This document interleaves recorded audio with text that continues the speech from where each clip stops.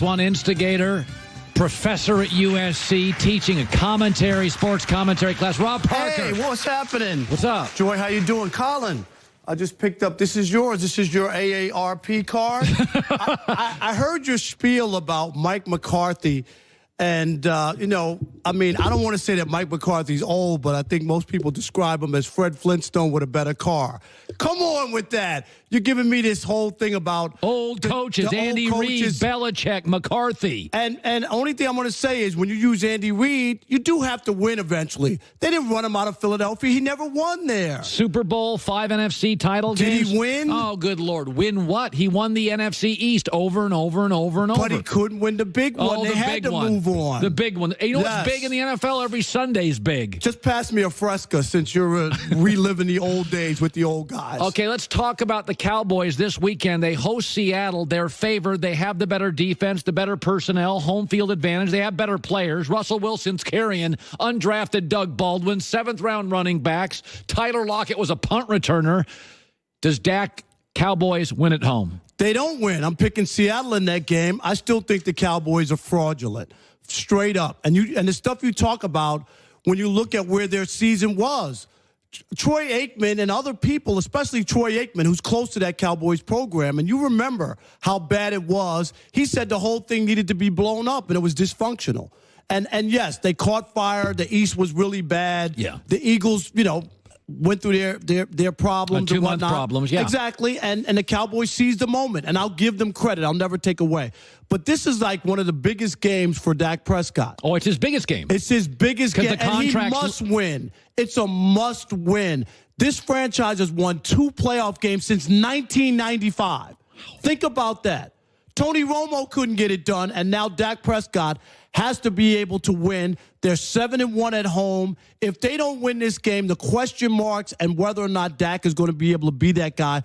Now, if he plays well and they lose, it would be different. But if he doesn't deliver what they need him to do, which is to win and move on, I bet you there'll be more questions about whether or not this franchise is for real or not. I'm not convinced about Dak. Not convinced about the Cowboys, not convinced anything about that franchise. Are you convinced the Steelers have to move off Antonio Brown, a remarkable talent who apparently is upset with Ben Tomlin and at this point doesn't want to practice, won't return calls and texts from teammates or coaches? What do you do? No, I don't think they can afford to do that.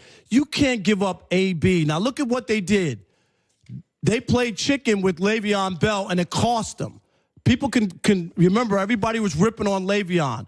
What did he accomplish, Colin? You know what he accomplished? First of all, he's going to get his free agency. He didn't get hurt playing, and James Conner, his understudy, wound up getting hurt playing running back for the Steelers. Steelers didn't make the playoffs, and if Le'Veon Bell was on that team, tell me they wouldn't have made the playoffs this year. I believe they would. He's a great player, and he does more than just run the football. Obviously, he can catch as well. So you can't have no Le'Veon, no Antonio Brown, right? And then an aging quarterback in Ben Roethlisberger. So I don't think that they really can afford to allow him to go anywhere. And with his contract, it would probably be too hard anyway. You are from Detroit. Jim Harbaugh now does not have to face Urban Meyer. I can make the argument, I've been told, he would like to if he ever left. He's still in the peak of his coaching career for the next 8 to 10 years. He's going to continue to get great offers. They'll only be greater because now with Urban out, he probably wins the Big Ten on a fairly regular basis. What are you hearing? What is your gut feeling? Should he go to the NFL with 8 openings? Baker, Packers, Darnold, a lot of good openings. I think he should go. I think he should go to the NFL. As a Detroit guy. Only from this standpoint. It's a lose-lose situation to stay at Michigan from this standpoint. If you beat Ohio State, you should. What's the big deal? Urban Meyer's not there. Urban Meyer beat you 4 times. No Michigan coach had ever lost to an Ohio State coach 4 times. None. Nobody in the history of the program. 4 straight? 4 straight. So if you win, right, you're not going to get all that credit because you only won after Urban Meyer. And God forbid you lose to the new coach Day. Then what? Are you still that genius? Have you watched Michigan's last couple of games? Terrible. I'm just saying they're not always going to call for you. At some point, they start to look and go, maybe he's not that guy. Well, maybe he can't get there if they don't win the Big Ten or they don't compete for a national championship. Well, he's shown us a history, trigger finger, 4 years Stanford, 4 years 49ers, 4 years Michigan. I'm told that I said this yesterday. If he got a job at any of the 8 openings, ticket sales would go up in every one of those cities. This idea that he's wildly overrated, all I know is this. If USC had an opening, he'd be the leading candidate.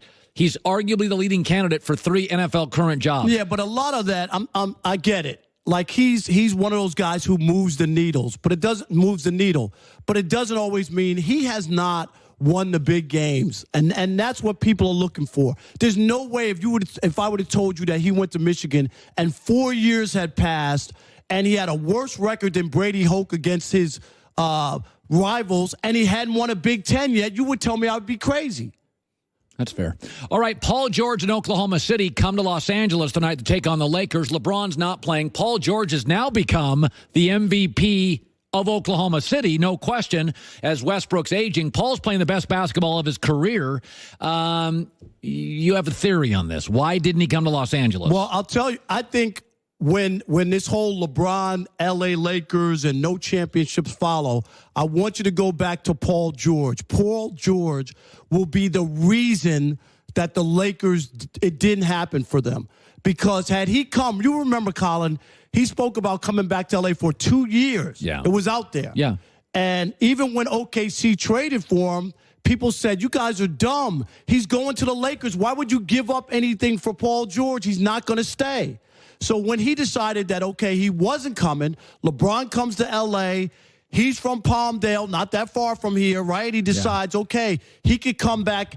If they had him right now, they would be viable right now this year to have a shot in the Western Conference right now. Well, yeah, because Oklahoma City wouldn't be the same team. And they'd be a clear number 2. And you would also have the young players that you got through those bad years that you got through the draft. But now because he didn't come, you're going to have to wind up giving up some players to get that second guy. So say you don't win with LeBron, those 4 years come and go, you still won't have those young players who you had stockpiled from the bad years. So Paul George, remember this. He will be the reason. He's the king killer.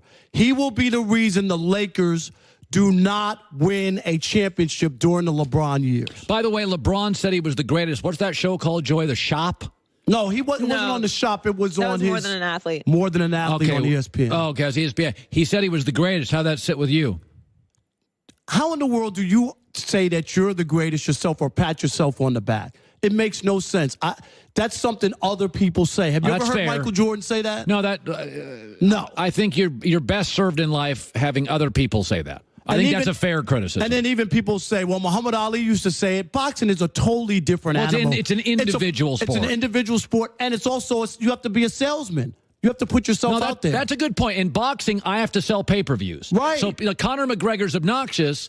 Mayweather's obnoxious. Muhammad was just, I think he was a great marketer. In boxing, that's a very good point. And think about this. That's good. With Muhammad Ali, it was always... people either loved Muhammad Ali or hated him. Yeah. He was a polarizing, and that's what you want to be. You know that. Yeah, You're in boxing, I'm not polarizing. No? I'm lovable.